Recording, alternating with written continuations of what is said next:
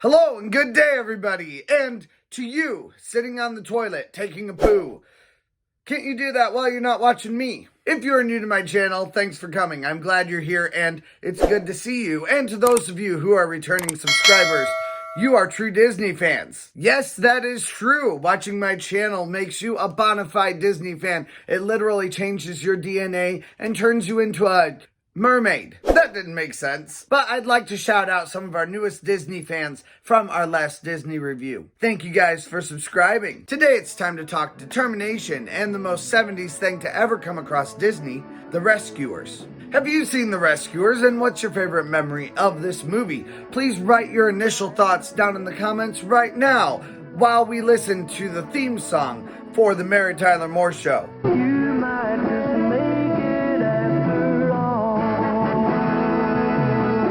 We open with a little girl throwing a bottle into the ocean. We see gorgeous artwork during the titles. The Rescue Aid Society is looking for a little girl who has been abducted. They too have a particular set of skills. A very particular set of skills. Bianca and Bernard go to rescue the girl. Bianca gets separated. Penny talks to animals and breaks our hearts. But whoever adopts me has to adopt Teddy too. You're just too cute and innocent for this world. Bianca gets separated. They find Medusa and go to the Devil's Bayou.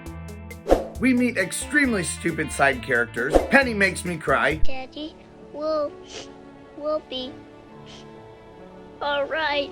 Penny is thrust into the Devil's Cave. Penny almost dies trying to find it. The stupid side characters rescue Penny, and Medusa is chased up a smokestack by her alligators. The Rescue Aid Society decides to send the mice to another adventure, and Bianca volunteers herself and Bernard. Bernard, tell her no! All she's gonna do is get herself separated again. Your entire job was just rescuing her last time.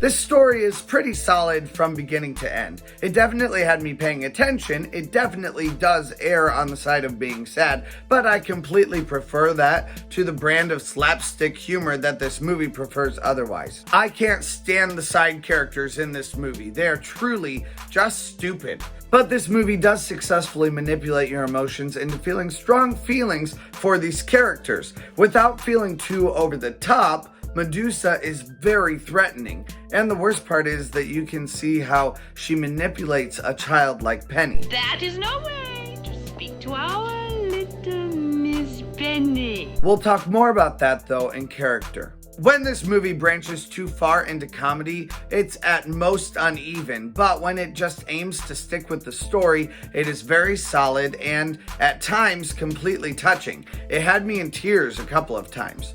However, when you dissect the story a bit further, it does seem a little light on plot. The story is literally find Penny, rescue Penny from Big Bad. It feels much more complex than that though, because it adds some pretty decent character development, which I really want to talk about right now, but I will wait until later. But in actuality, the story is not incredibly spectacular. It's definitely better than Snow White though. At least it's not all filler. I give Rescuers 12th place out of 23 movies for storyline.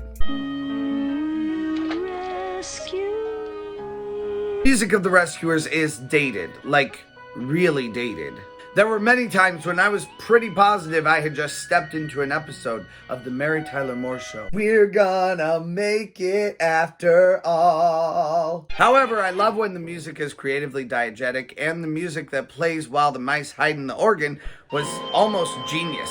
That music gave the scene atmosphere that was both playful and intense, and that's very worthy of kudos. Overall though, I found this music to be very lackluster. I give the music of The Rescuers 19th place out of 23 movies reviewed so far.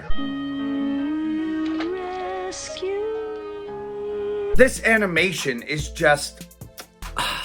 The problem is those stupid side characters that I keep complaining about. I swear if I could cut those stupid side characters out of this movie, we'd have a perfect movie on our hands. They are the thing that I blame all my problems on. I got divorced because of those stupid silly side characters. Other than those cartoony out of place characters, I love the backgrounds, I love the multiplane usage, foregrounds, I love the focus.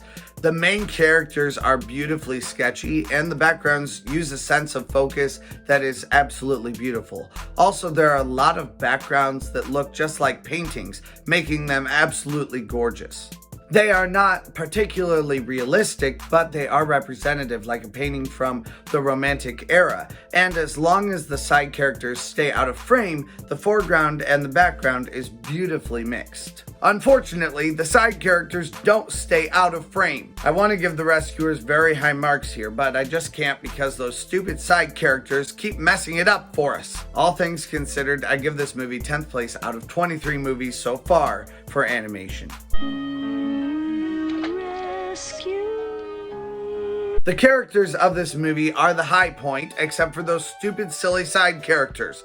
Am I a broken record? The Medusa can at times be quite seemingly kind to this poor child, in the same way that abusers can seem very kind when they say, if you just weren't so stupid, or if you just weren't so fill in the blank, I wouldn't treat you that way. Medusa is very clearly a master manipulator. Adopted? What makes you think anyone would want a homely little girl like you? Penny, on the other hand, is extremely sweet and cares more for others than she does for herself. Oh, we almost forgot to say our prayers.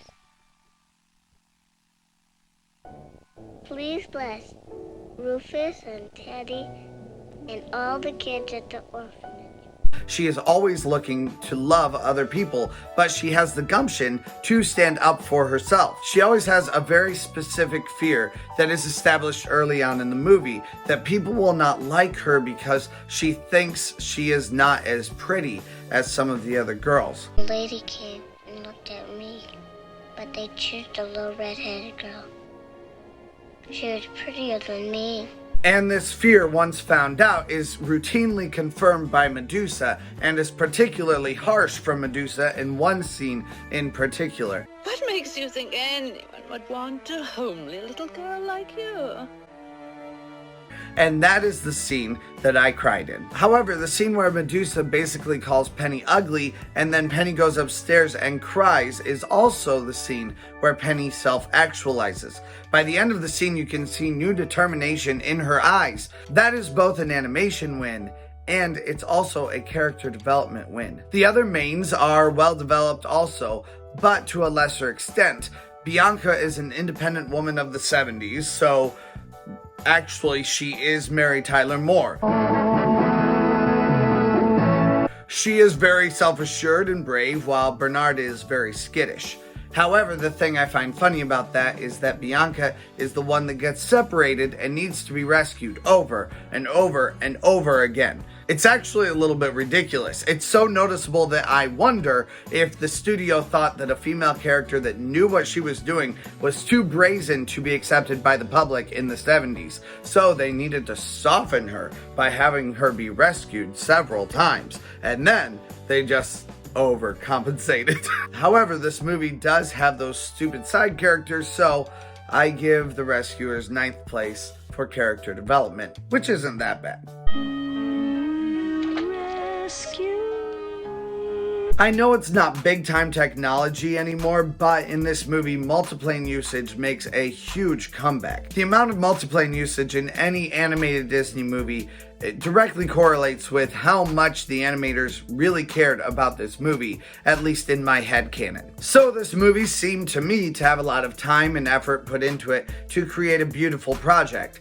And after the last several movies, Winnie the Pooh accepted, this movie is very much appreciated. I give The Rescuers 10th place out of 23 movies reviewed so far. I think this is the movie where Disney began breaking into the Renaissance. Obviously, they weren't totally there yet, but at this point, they had the emotion back that the Silver Age and early Bronze Age movies had lost. They do have some adventure and some humor in this movie, and the adventure is decent, but this movie is lackluster, to put it nicely. Ultimately, though, I think Disney made a beautiful product in this, and I think this is very much worth a watch or two or three or four. Just be prepared to cry a lot and cringe a little. I give this movie 12th place overall, which surprised me because I thought this movie would end up being better than Winnie the Pooh, but Nope. Thank you for joining me for this 23rd review. I love talking about Disney movies with you, so why don't you drop your thoughts down in the comments below? I'd love to hear them from you. Also, follow me on Twitter and Instagram at NotYourNormalG1. I'll see you again next month for another Disney Movies Ranked and Reviewed.